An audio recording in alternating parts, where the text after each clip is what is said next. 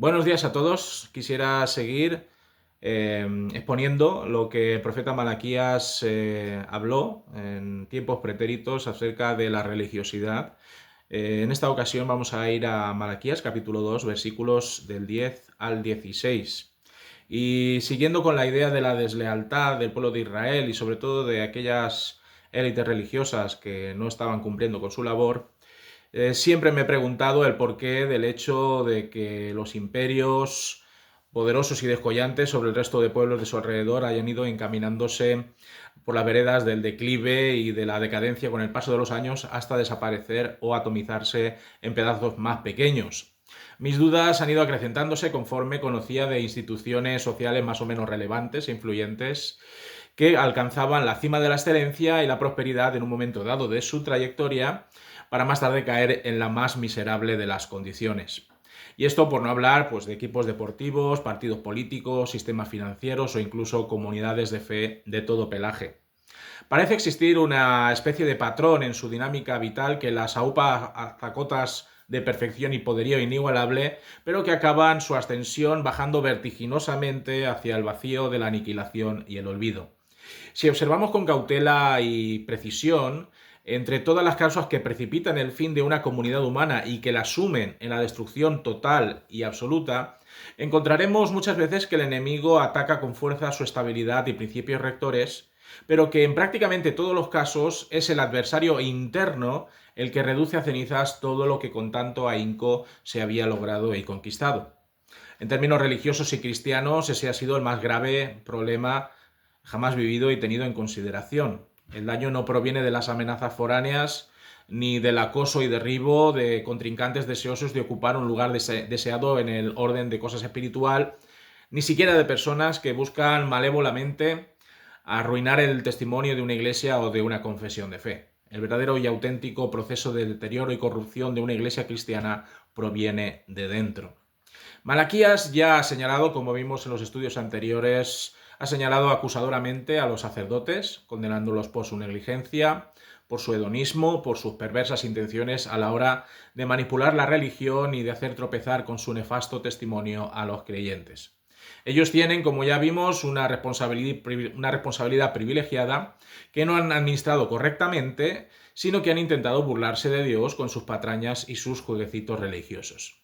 Sin embargo, esta deslealtad mostrada por los que debían garantizar una guía espiritual saludable, equilibrada y teocéntrica, no es la única deslealtad que debe ser castigada y juzgada. También son el resto de ciudadanos de la nación los que han preferido adulterar espiritualmente al despreciar y repudiar el pacto dado por Dios a todo el pueblo de Israel desde tiempos inmemoriales. Así que el profeta Malaquías, después de vapulear de lo lindo a los hipócritas sacerdotes, recibe la orden divina de dirigir unas palabras de reprensión y advertencia contra aquellos supuestos creyentes, supuestos adoradores de su nombre, que han sido infieles para con él. La amonestación comienza con una serie de preguntas que todo aquel que escucha este oráculo profético debe hacerse dentro de sí.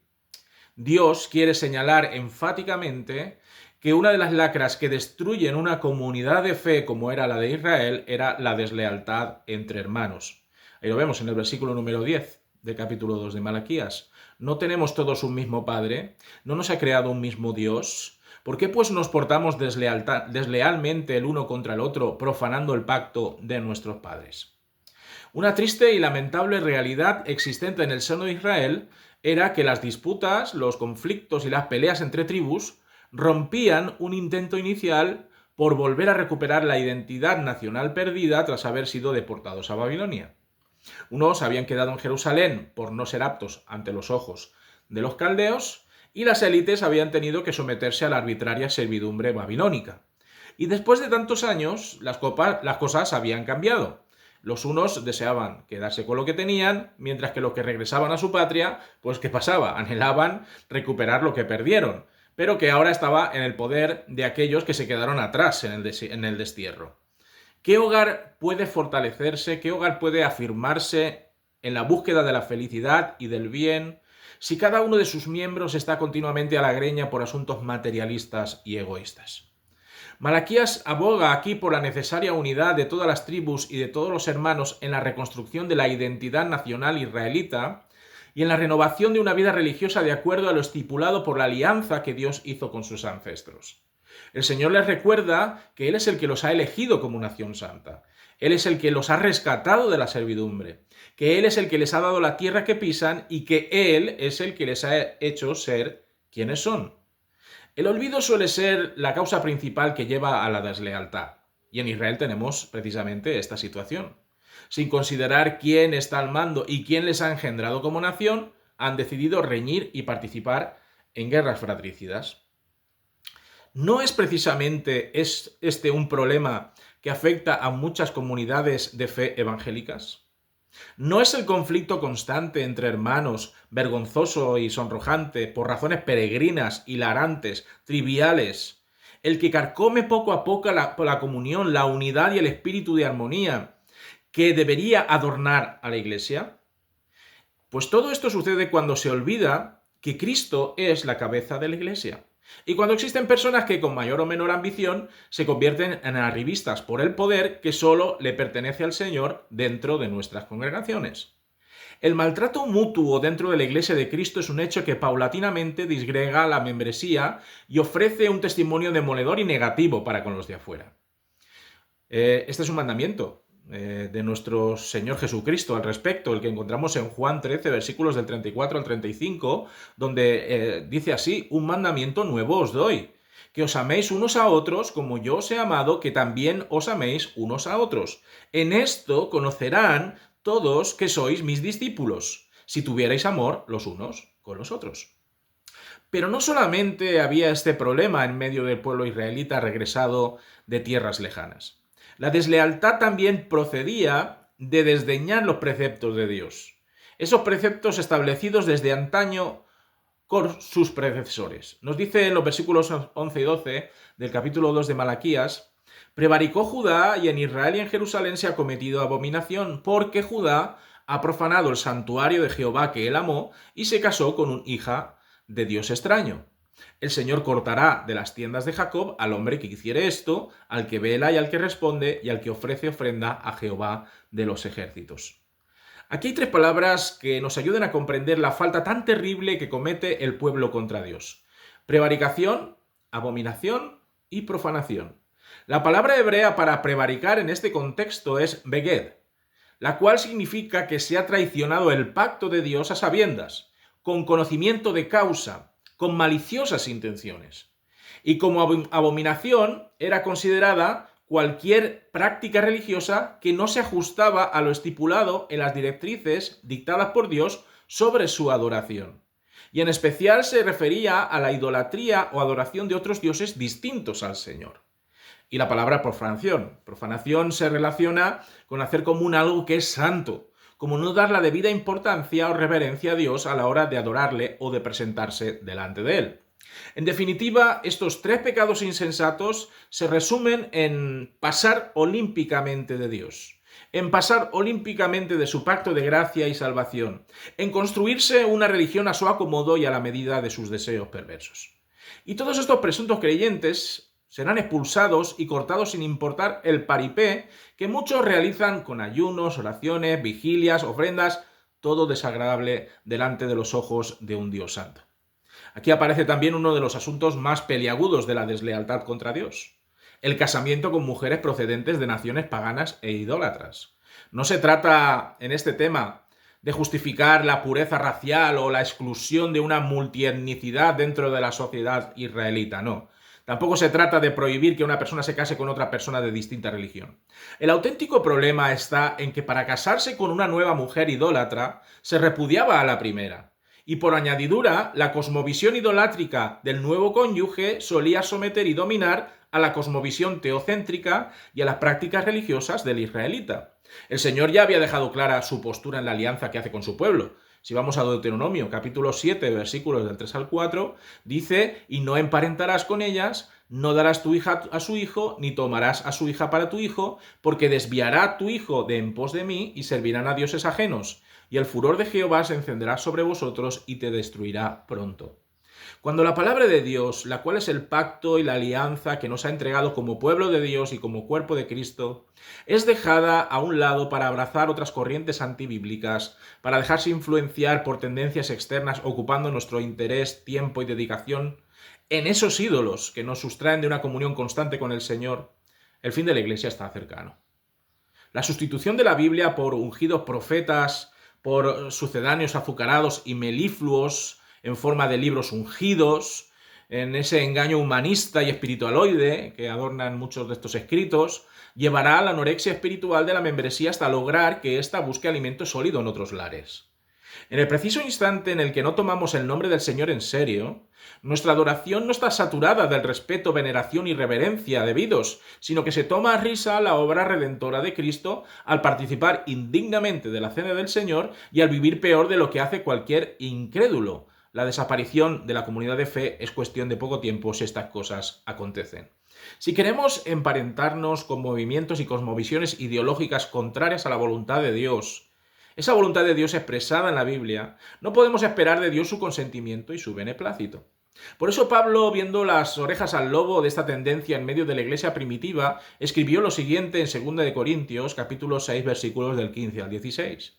¿Y qué concordia Cristo con Belial? ¿O qué parte el creyente con el incrédulo? ¿Y qué acuerdo hay entre el templo de Dios y los ídolos? Porque vosotros sois el templo del Dios viviente, como Dios Hijo dijo, habitaré y andaré entre ellos, y seré su Dios, y ellos serán mi pueblo. Por eso la deslealtad para con Cristo, el cual murió para darnos vida, con su evangelio de amor y gracia, pues conducirá a una iglesia por los mismos derroteros que siguieron muchas otras de las que ya solamente queda el recuerdo. Y retomando la idea anterior de las esposas para buscar sustitutas de entre los pueblos idólatras vecinos, Malaquías remacha la idea de que la deslealtad que provoca la decadencia moral de toda una nación y de toda una religión tiene mucho que ver con la deslealtad para con sus cónyuges. Nos dicen los versículos 13 al 16 del capítulo 2 de Malaquías: y esta otra vez haréis cubrir el altar de Jehová de lágrimas, de llanto y de clamor. Así que no miraré más a la ofrenda para aceptarla con gusto de vuestra mano. Más diréis, ¿por qué?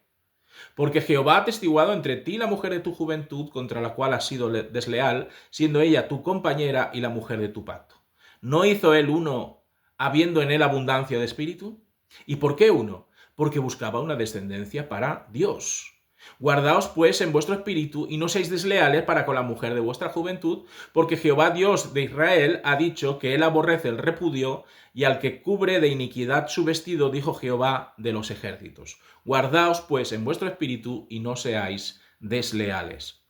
Los que van a presentar supuestamente sus respetos a Dios, aquellos que creen que una religiosidad vacía y aparente es suficiente para aplacar la ira de Dios, aquellos que piensan que pueden engañar a Dios con baratijas y ofrendas podridas, aquellos que asumen que podrán hacer lo que les venga en gana sin que Dios tome medidas, serán rechazados de plano por el Señor al considerar que sus espíritus e intenciones son nauseabundas.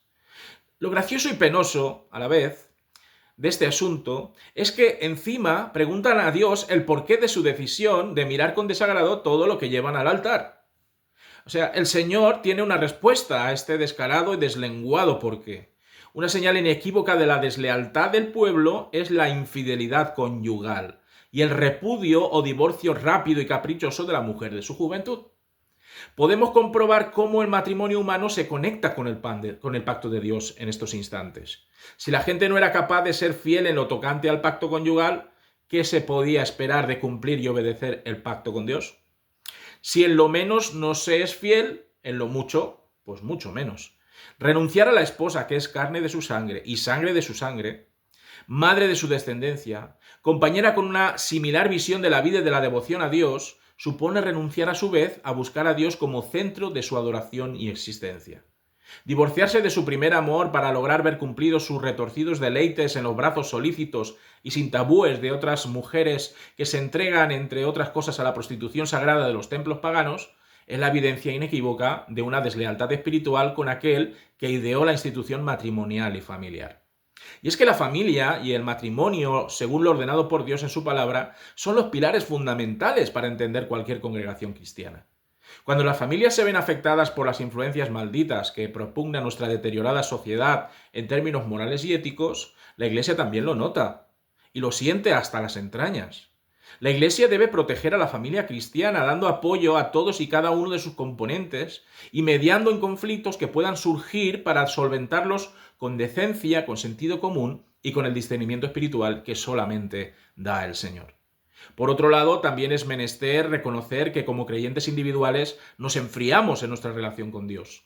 Y poco a poco nos vamos deslizando hacia la infidelidad y la deslealtad, dejando atrás ese primer amor que es Cristo, nuestro Señor y Salvador. Y todo esto va a ayudar muy poco a la hora de construir y edificar una comunidad de fe centrada en Cristo y en su mensaje de salvación. Por eso Malaquías nos llama a guardarnos, nos llama a protegernos, nos llama a prevenir, nos llama a distinguir entre lo que proviene de Dios y lo que no.